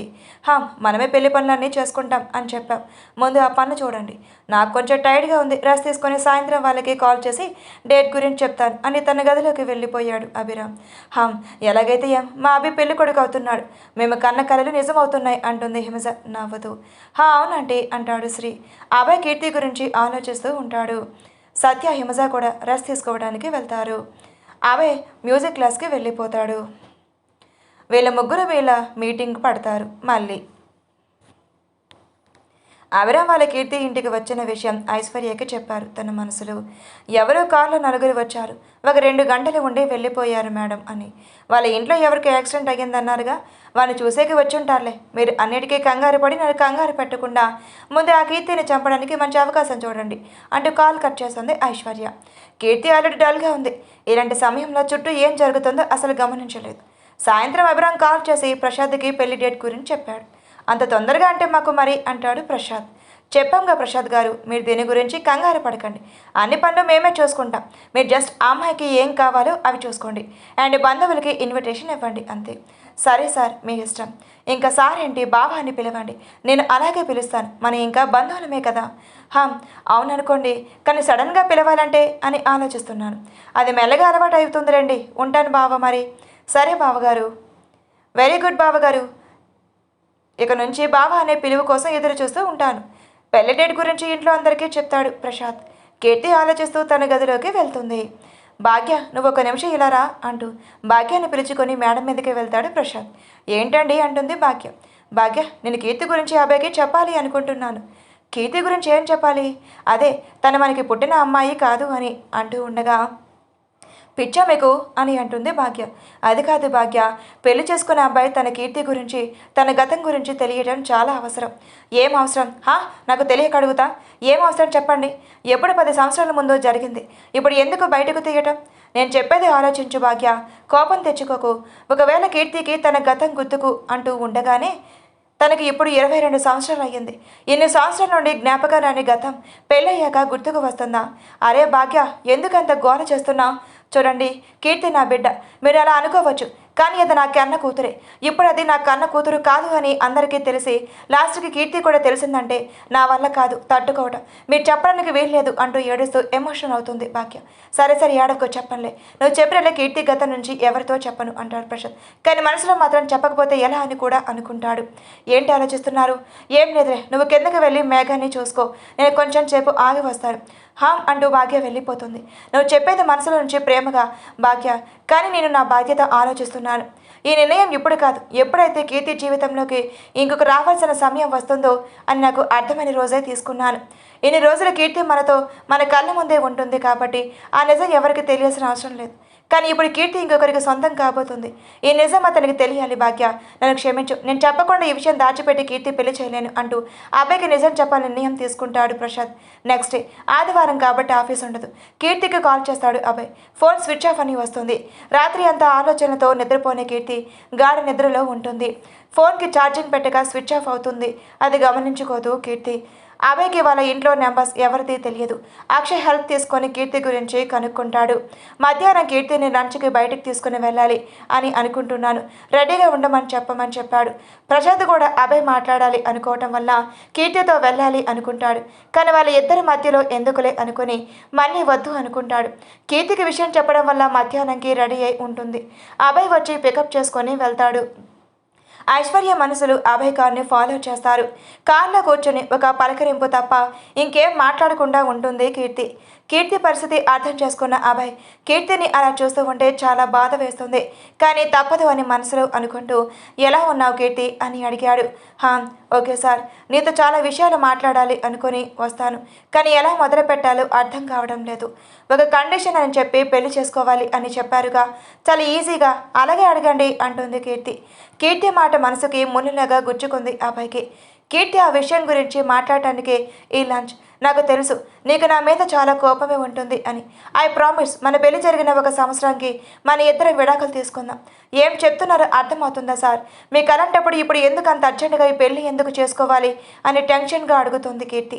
Please try to understand. అర్థమవుతుంది, అది కాంట్రాక్ట్ పెళ్ళిలాగా అనమాట. ఇది 1 ఇయర్ పెళ్ళి. మీరు వెంకటేష్, నేను సౌందర్య కాదు. ఇది మూవీని కూడా కాదు, జీవితం. అర్థమవుతుందా మీకు? మన జీవితాలు, మన 2 కుటుంబాల ఫ్యూచర్. ఐ కెన్ మేనేజ్, అంతా నేను చూసుకుంటాను. నువ్వు ఎవరి గురించి ఆలోచించకు. ఆర్ యూ మ్యాడ్ అంటుంది కీర్తి. హోటల్ వచ్చింది దిగు. అరవాలంటే కొంచెం ఎనర్జీ కావాలి. నీకు గొంతు అసలు రావటం లేదు. కీర్తి చాలా కోపంగా కార్ దిగి డోర్ చాలా ఫాస్ట్గా వేస్తుంది. ఆ ఫోర్స్లో వచ్చిన శబ్దాన్ని బట్టి కీర్తి ఎంత కోపంగా ఉందో అభయ్ అర్థం చేసుకుంటూ చిరునవ్వు నవ్వుతూ చూస్తాడు కీర్తి వైపు. కీర్తి మాత్రం ఏంటి ఆడుకుంటున్నాను నాతో అని మనసులో కసిగా కోపంగా కళ్ళు పెద్దవి చేసి చూస్తుంది. ఇద్దరు లంచ్ తినడానికి అభయ్ బుక్ చేసిన టేబుల్ దగ్గరికి వెళ్తారు. చాలా పెద్ద 5 స్టార్ హోటల్. కీర్తి ఇంతవరకు అలాంటి హోటల్కి రాలేదు, అలాంటి హోటల్లో భోజనం కూడా చేయలేదు. ఇద్దరు కూర్చుంటారు. అభయ్ ముందుగానే కీర్తికి ఇష్టమైన ఫుడ్ అంటే అది అమ్మకి ఇష్టమైన ఫుడ్ సేమ్ కీర్తి కూడా నచ్చుతుందేమో అన్న ఆశతో ఆ డిషెస్ అన్ని రెడీ చేపిస్తాడు. వీళ్ళు వెళ్ళిన వెంటనే అక్కడికి స్టాఫ్ రిసీవ్ చేసుకొని సార్ ఫుడ్ రెడీగా ఉంది అంటారు. ఓకే తీసుకుంటండి. ఓకే సార్ థ్యాంక్ యూ అని వెళ్ళిపోతారు. అదేంటి ఆర్డర్ చేయకుండానే ఫుడ్ రెడీ అంటున్నారు అని మనసులో అనుకుంటూ ఉంటుంది కీర్తి. అదేంటి ఆర్డర్ చేయకుండానే ఫుడ్ తీసుకొని వెళ్ళారు అనుకుంటున్నావా? నేను ముందుగానే చెప్పేశాను ఏమేం కావాలి. ఓ సూపర్, మీరు అప్పుడు తినేది కూడా నీకు ఏమి ఇష్టం అని కూడా అడగకుండా మీకు ఇష్టమైనవి ఆల్రెడీ ఆర్డర్ చేసుకున్నారు అన్నమాట. ఏంటి దౌర్భాగ్యం, ఇలాంటి ఒక జీవితం నేను అసలు ఎక్స్పెక్ట్ చేయలేదు అని కొంచెం హార్డ్గా అంటుంది కీర్తి. ఆ మాట కూడా అభయ్ మొహంలో చిన్న చిరునవ్వు. ఇంతలో ఫుడ్ అంతా తీసుకుని వస్తారు బేరర్స్. ఫుడ్ అంతా టేబుల్ మీద పెట్టి వెళ్తారు. కీర్తి అవేం పట్టించుకోకుండా మొహం తిప్పుకొని ఎటో చూస్తూ ఉంటుంది. అభయ్ ఒక్కొక్కటిగా ఓపెన్ చేశాడు కీర్తిని చూస్తూ. కీర్తి చూడదు. ప్లేట్స్ ఓపెన్ చేశాక లైట్స్గా స్మెల్ రావడం మొదలవుతుంది. గట్టిగా ఊపి పిచ్చుకుంటూ ఆ స్మెల్కే టక్ మనీ ఫుడ్ వైపు చూస్తుంది కీర్తి. అవన్నీ చూసి చాలా ఆశ్చర్యపోతుంది. అన్నీ తనకిష్టమైన ఫుడ్. చికెన్ బిర్యానీ, మటన్ తల్లో ఉండే బ్రెయిన్ ఫ్రై, ఇంకో పక్కన వైట్ రైస్, సాంబార్, వడియాలు, ఆలు ఫ్రై, తాలింపు పెట్టిన పెరుగు, ఇంకో పక్కన స్వీట్, తనకెంత ఫేవరెట్ అయిన జాంగ్రీ, ఇలా కీర్తికి ఫేవరెట్ డిషెస్ అన్నీ చూసి ఒక రకమైన ఆశ్చర్యం. కీర్తి మొహంలో ఎక్స్ప్రెషన్స్ చూస్తున్న అభయ్ మనసులో నేను అనుకున్నట్లే నీకు ఫేవరెట్ అని అర్థమవుతుంది. ఎవరు నువ్వు? నా అమ్మవేనా అని ఆలోచన పడుతూ. ఇవన్నీ నాకు ఇష్టమని నీకు నచ్చలేదు అంటే చెప్పు, ఇంకేమైనా ఆర్డర్ చేద్దామంటాడు ఆలోచన నుంచి బయటకు వస్తూ. నా జీవితం మీకు అనుగుణంగా మార్చుకున్నాను. ఈ ఫుడ్ ఒక విషయమే, నేను ఇదే తింటాను. ఆ ఐటమ్స్ చూస్తూ కీర్తి ఆగలేక ఫుడ్ ఎన్ని రకాలు ఉంటే అన్ని రకాలు ఒక పట్టు పట్టింది. నీకు నచ్చిన ఐటమ్సే, కానీ నా కోసమే తిన్నట్టు ఏం యాక్టింగ్, సూపర్ అంటూ మనసులో అనుకుంటూ అభయ్ కూడా తినటం మొదలుపెట్టాడు. ఇద్దరూ తినేసి అక్కడే ఉన్న గార్డెన్ ప్లేస్కి వెళ్తారు. కీర్తి, నిన్ను ఒక ప్లేస్కి తీసుకొని వెళ్దామని అనుకుంటున్నాను, వస్తావా? ఇప్పుడు నాకు టైర్డ్గా ఉంది, ఇంకెప్పుడైనా వెళ్దాం. కీర్తి, నీకు చెప్పినట్లుగానే మన పెళ్ళి 1 సంవత్సరంకి మాత్రమే, ఆ తర్వాత అంటూ ఉండగానే కీర్తి వామిటింగ్ చేసుకుంటుంది. అభయ్ కంగారు పడుతూ కీర్తి ఏమయ్యింది అంటూ ఉండగానే అభయ్ మీదకి తల పెట్టుకుని వాలిపోతుంది కీర్తి. చుట్టూ జనాలు చేరుతారు. కీర్తి చెంపలు తడుతూ పిలుస్తాడు అభయ్, కానీ అప్పటికే స్పృహలో ఉండదు. 2 చేతులతో కీర్తిని ఎత్తుకొని పక్కన ఉన్న వాచ్మ్యాన్ని పిలుస్తూ ఫాస్ట్గా కార్ దగ్గరికి వెళ్ళి వాచ్మ్యాన్ సహాయంతో కారులో పడుకోబెట్టి హాస్పిటల్కి బయలుదేరుతారు. వెళ్తున్నప్పుడే శ్రీకి కాల్ చేసి విషయం చెప్తాడు. అయ్యో ఎందుకు, ఏమయ్యింది అంటూ కంగారు పడతాడు. అవన్నీ మళ్ళీ చెప్తాను. నేను ఇక్కడే నిర్మల్ మల్టీ స్పెషలిస్ట్ హాస్పిటల్కి వచ్చేసాను. నువ్వు అఖిల్ రండి, ఇంట్లో ఎవరికి చెప్పొద్దని కాల్ కట్ చేస్తాడు. కీర్తిని హాస్పిటల్లో ఎమర్జెన్సీ వార్డులో అడ్మిట్ చేశారు. డాక్టర్ ట్రీట్మెంట్ మొదలు పెడతారు. అర్ధగంట అయ్యింది. అభయ్ కంగారుగా అటు ఇటు తిరుగుతూ ఉన్నాడు. అంతలోపే శ్రీ అఖిల్ కూడా వస్తారు. ఏమైంది అభి అంటారు ఇద్దరు ఒకేసారి. తెలియదు అని ఎక్స్ప్లెయిన్ చేస్తుండగా డాక్టర్ పిలుస్తున్నారు అంటూ నర్సు వచ్చి చెప్తారు. ముగ్గురు వెళ్తారు. హలో యంగ్ మ్యాన్ అంటూ పలకరిస్తాడు డాక్టర్. హలో సార్, కీర్తికి అంటూ ఉండగా ఫుడ్ పాయిజన్ అయ్యింది, ఐ థింక్ ఫుడ్లో ఏదో మిక్స్ చేసి ఇచ్చారు అంటాడు డాక్టర్. వాట్ డాక్టర్, ఏం చెప్తున్నారు? మేము 5 స్టార్ హోటల్లో తిన్నాం అండ్ అదే ఫుడ్ నేను తిన్నాను అంటూ చెప్తాడు అభయ్. 5 స్టార్ హోటల్లో ఫుడ్లో ఏమి మిక్స్ చేయకూడదు అనే రూల్ లేవుగా, అండ్ పేషెంట్ తిన్నవన్నీ మీరు తిని ఉండరు. I don't how it is husband, but reality was food poison, that's it. ఇప్పుడు ఎలా ఉంది డాక్టర్ కీర్తికి అని అడిగాడు అఖిల్. నథింగ్ సీరియస్, ఈరోజు నైట్ అబ్జర్వేషన్లో ఉంటే చాలు, మార్నింగ్ డిశ్చార్జ్ చేస్తాం. ప్రస్తుతానికి పేషెంట్ ఎమర్జెన్సీ వార్డులో ఉంచుతాం. మీరు వెళ్ళి చూసి రావాలి అంటే చూసిరండి. క్రిటికల్ ఏం లేదు, ట్రీట్మెంట్ జరుగుతుందని చెప్పాడు doctor. Thank you doctor, it's okay. కీర్తిని చూడటానికి ముగ్గురు వెళ్తారు. కీర్తి బెడ్ పైన స్పృహ లేకుండా పడుకొని ఉంది. ఆక్సిజన్ మాస్క్ ముక్కులో చిన్న పైప్, పక్కనే కీర్తి బీపీ, పల్స్, ఆక్సిజన్ లెవెల్స్ తెలియజేసే మిషన్, కీర్తి చుట్టూ వైరల్లు. అలా కీర్తిని చూస్తే అభయ్ మనసు విరిగిపోయింది. వస్తున్న కన్నీళ్ళు ఆపుకుంటూ బాస్ట్గా బయటకు వస్తాడు. అభయ్ పరిస్థితి అర్థం చేసుకున్న శ్రీ అఖిల్ అభయ్ వెనకాలే వస్తారు. అభి అభి అంటూ పిలుస్తారు. నా వల్ల కీర్తి ఇలా పడుకుంది. నేనే కనుక హోటల్లో పిలవకపోయి ఉంటే ఇంట్లోనే ఉండేది. అంతా నా వల్లేనే ఇలా జరుగుతుందని మనం అనుకోలేదు కదా అభి. నువ్వు గిల్టీగా ఫీల్ అవ్వకు. రాత్రంతా హాస్పిటల్లో ఉండాలి. వాళ్ళ ఇంట్లో వాళ్ళకి తెలిస్తే నా గురించి ఏమనుకుంటారు శ్రీ? అదంతా మేము మేనేజ్ చేసుకుంటాంలే, నువ్వు టెన్షన్ అవ్వకు. టెన్షన్ కాదు, నేను అదే ఫుడ్ తిన్నాను, కానీ నాకేం అవ్వలేదు. బట్ కీర్తికి మాత్రం ఎలా అని ఆలోచనలో అఖిల్, నువ్వు ఎక్కడే ఉండు, శ్రీ నాతో రా అంటూ ఫాస్ట్గా కార్లో వెళ్ళి హోటల్ ముందు బ్రేక్ వేస్తాడు. బయట ఉన్న అందరూ చాలా బ్రేక్ వేయడంతో బ్రేక్ పడడం వల్ల కార్ని చూస్తూ ఉండిపోయారు. అభయ్ చాలా కోపంగా హోటల్లోకి వెళ్తాడు. ఒక బేరం ఎదురుగా ఏదో డిషెస్ ఎత్తుకొని ఆర్డర్ చేసిన టేబుల్ దగ్గరికి వెళ్తాడు. ప్లేట్లోని చెత్త తడుతాడు. ఇక్కడ తడితే అక్కడ పడుతుంది ప్లేట్. ఆ శబ్దానికి అందరూ అక్కడే చూస్తూ ఉంటారు. ఇందులో ఏ విషయం కలిపారు అంటూ అరుస్తాడు అభయ్. సార్ ఏమయ్యింది, ఎందుకు అరుస్తున్నారు? అందరికీ డిస్టర్బ్గా ఉంది, ప్లీజ్ ఏమైందో చెప్పండి. మీరు ఇచ్చిన ఫుడ్లో పాయిజన్ మిక్స్ అయ్యింది. అది తిన్న కీర్తి అడ్మిషన్లో హాస్పిటల్లో ఉంది. అందుకు కారణం మీరే. ఎక్కడ మీ మేనేజర్? ఈరోజు మీతో ఈ 5 స్టార్ హోటల్ మూతపడిపోతుంది. మేనేజర్ అంటూ గట్టిగా అరుస్తాడు. అప్పటికే అక్కడ జరుగుతున్న సీసీ ఫుటేజ్లో చూస్తున్న హోటల్ మేనేజ్మెంట్ చూస్తూ ఉంటారు. ఎక్స్క్యూజ్ మీ సార్, ప్లీజ్ గొడవ చేస్తే ఫుడ్ తినే వాళ్ళు డిస్టర్బ్గా ఉంటుంది. లోపలికి వెళ్తామా రండి. నో, ముందు మీరు పెట్టిన ఫుడ్లో పాయిజన్ కలవలేదని ప్రూఫ్ చేయించండి. ఆ తర్వాత ఇక్కడ మిగిలిన అందరూ ఫుడ్ తింటారు అంటూ అవే గొడవ చేయడం మొదలు పెడతాడు.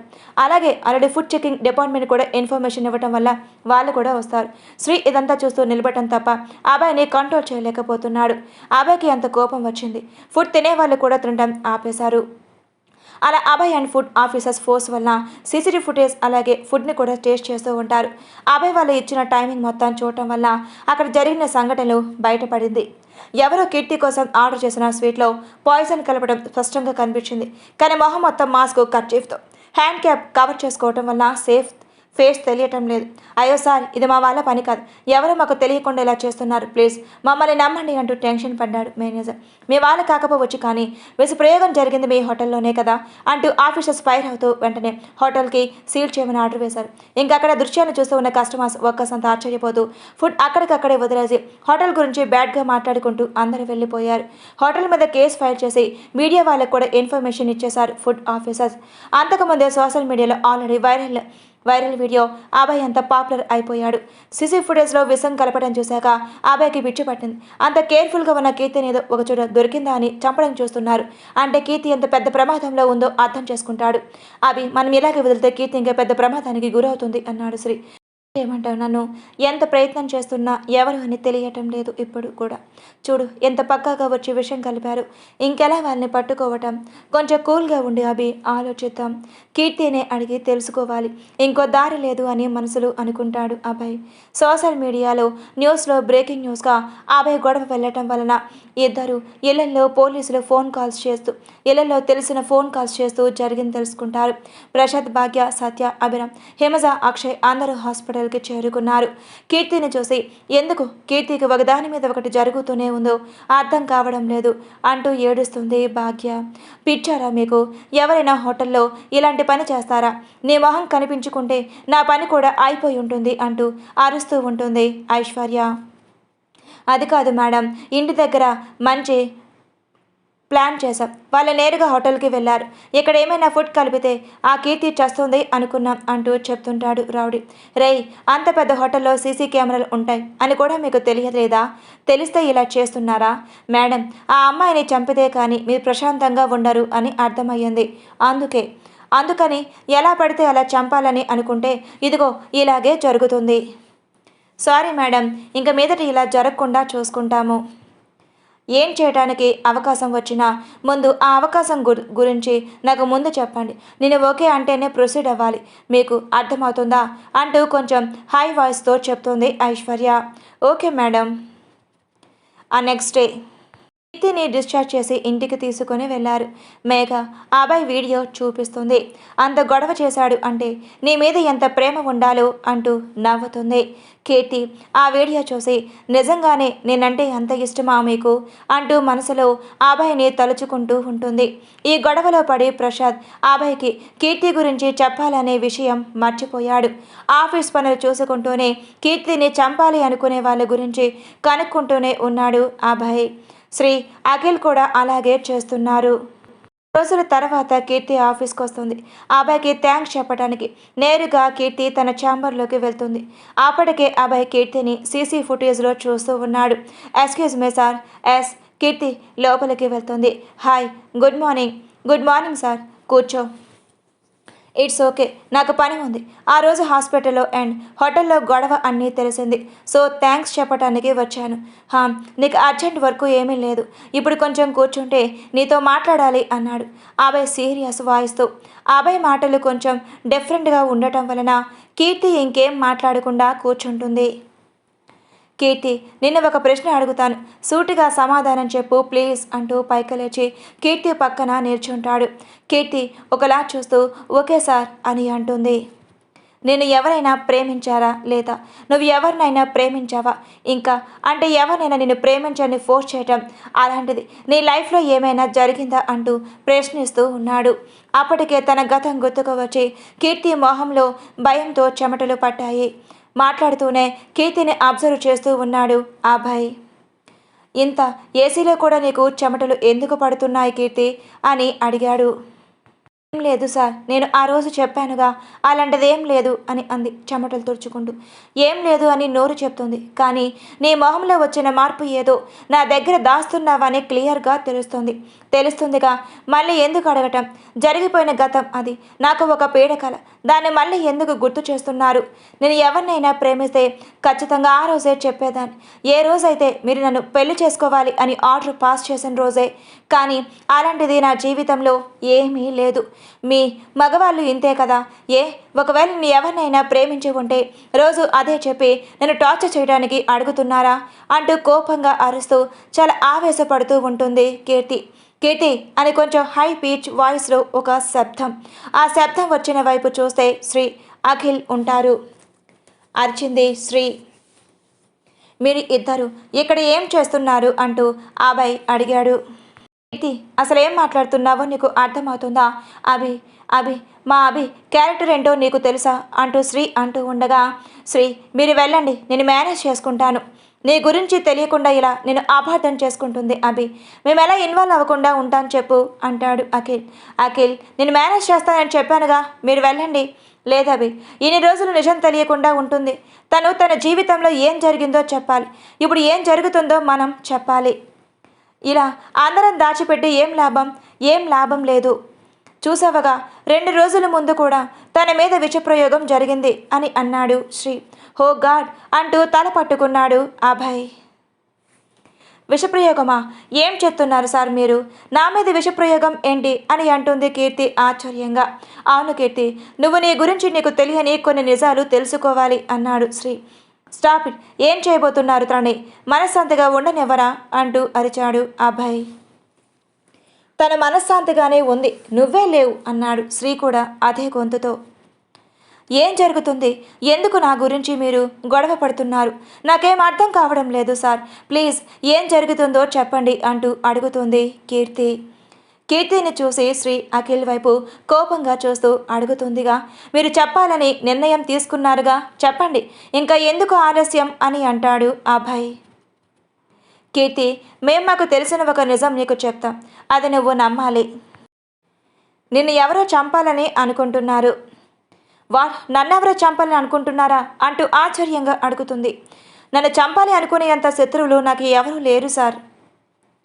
అలా అని నువ్వు అనుకుంటున్నా, కానీ నీకు తెలియకుండానే నీ చుట్టూ జరుగుతుంది మేము గమనించాము. ఆ రోజు జూలో నీకు అభయ్కి యాక్సిడెంట్ అయ్యింది.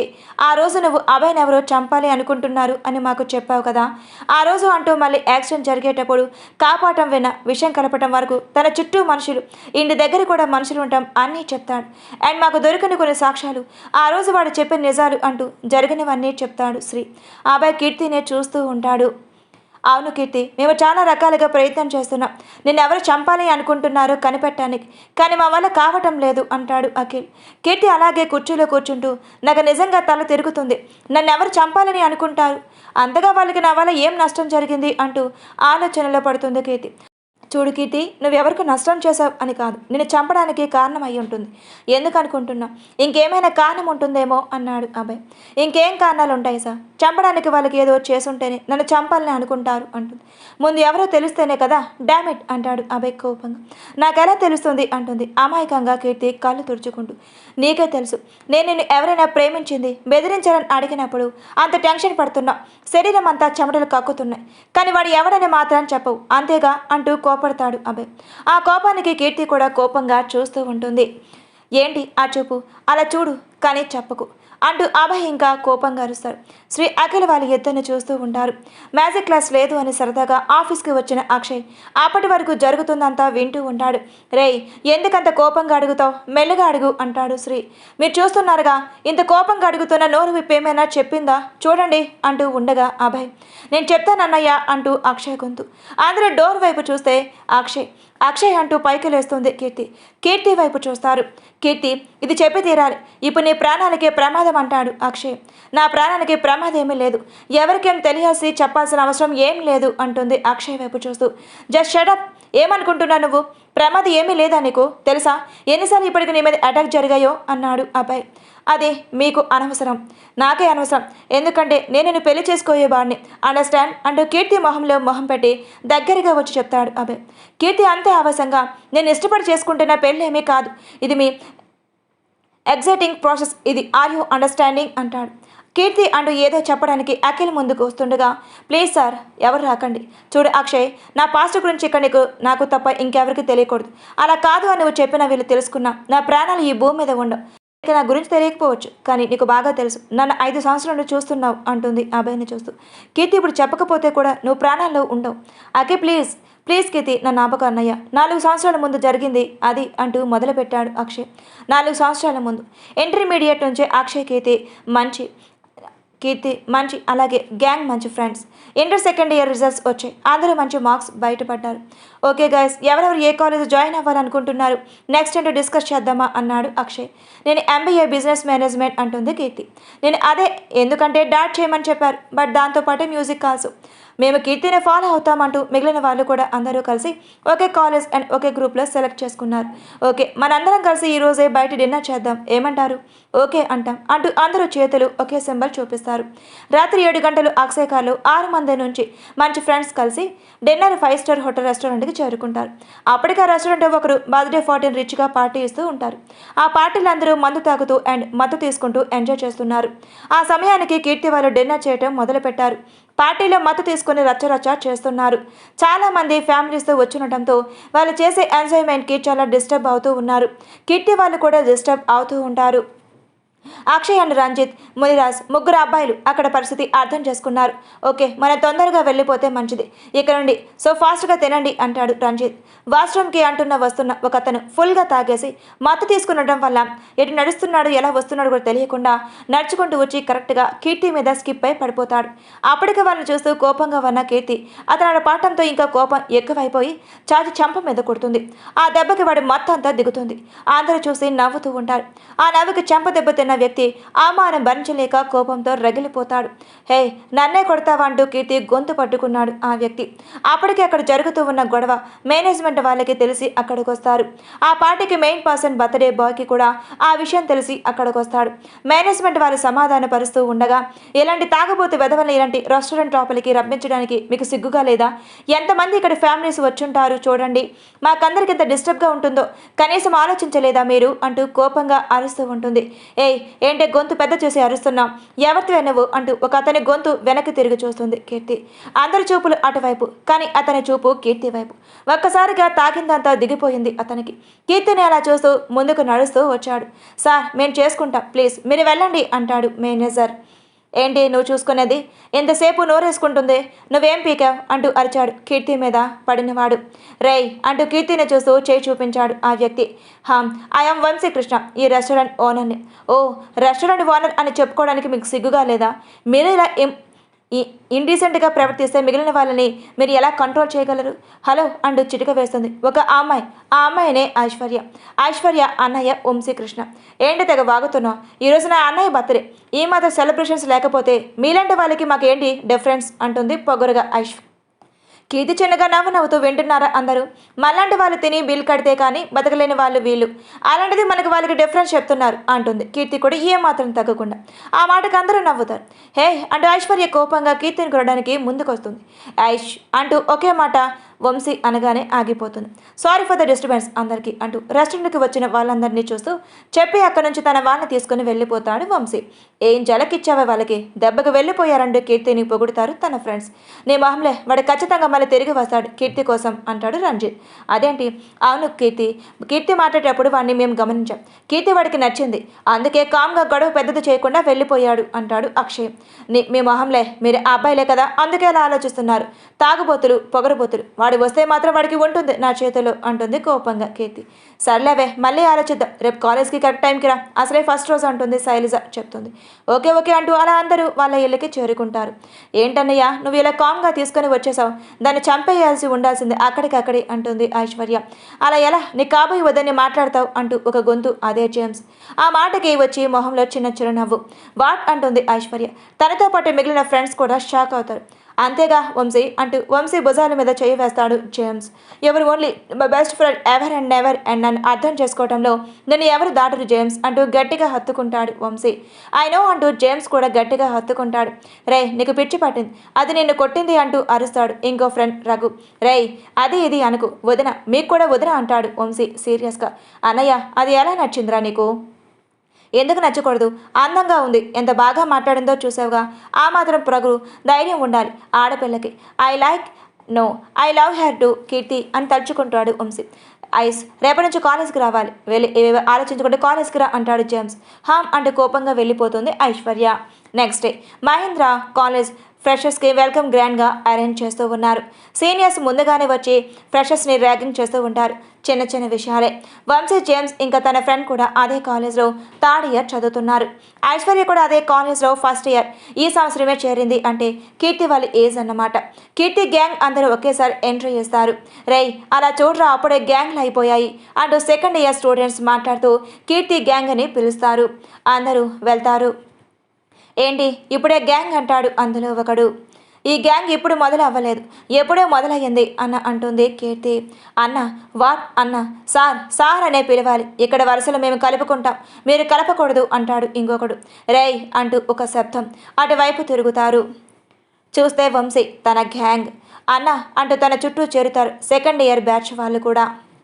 వరుసలు మీరు కాదు నేను కలుపుతా వినండి, ఆ అమ్మాయి మీరందరికీ వదినవుతుంది ఓకే అంటూ స్టైల్గా అంటాడు వంశీ. కీర్తి ఆ మాటలకు కోపంతో రగిలిపోతూ హే అంటూ ముందుకు వెళ్ళబోతుంటే కీర్తి కాస్త ఆగు, మన ముందు క్లాస్కి వెళ్దాం పద అంటాడు అక్షయ్. చి అంటూ వెళ్ళిపోతుంది. కీర్తి వైపు చూస్తూ నవ్వుతూ ఉంటాడు వంశీ. రే అన్న నవ్వు చూడండిరా అంటూ అందరూ ఆట పట్టిస్తూ ఉంటారు. కీర్తి క్లాస్కి ఎంట్రీ ఇస్తూ ఉంటుంది. అప్పటికే ఐశ్వర్య క్లాస్లో ఉంటుంది. ఫస్ట్ బెంచ్లోనే కూర్చొని ఉంటుంది.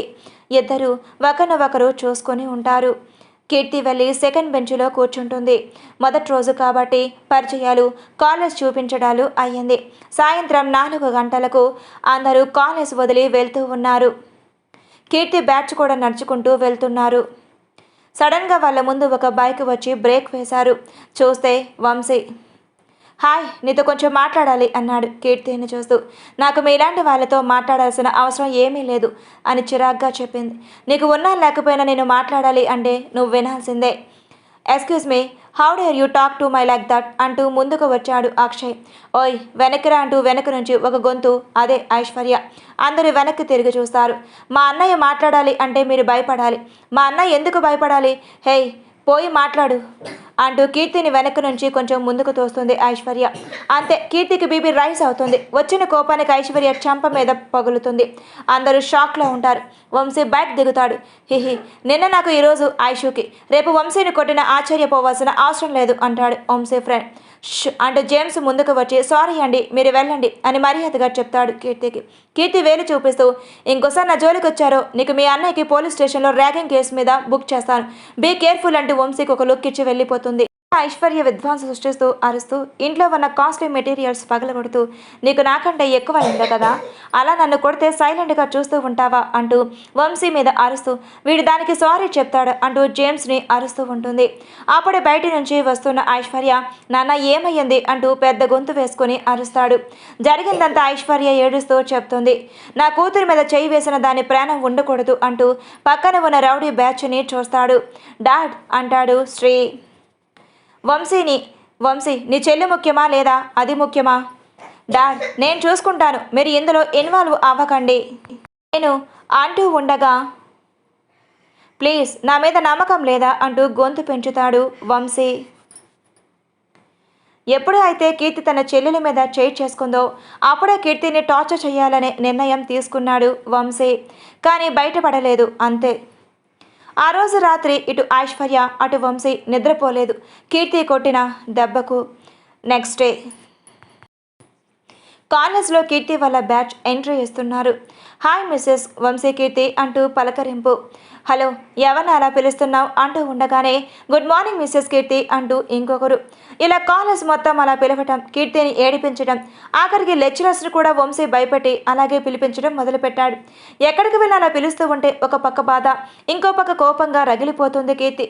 నేరుగా వంశీ దగ్గరికి వెళ్తుంది. వెనకాల అక్షయ్ వాళ్ళు కూడా వెళ్తారు. కీర్తి వస్తుందని తెలిసిన వంశీ ల్యాబ్కి వెళ్తాడు. అక్కడికి కీర్తిని పిలుచుకొని రమ్మని చెప్తాడు తన ఫ్రెండ్స్కి.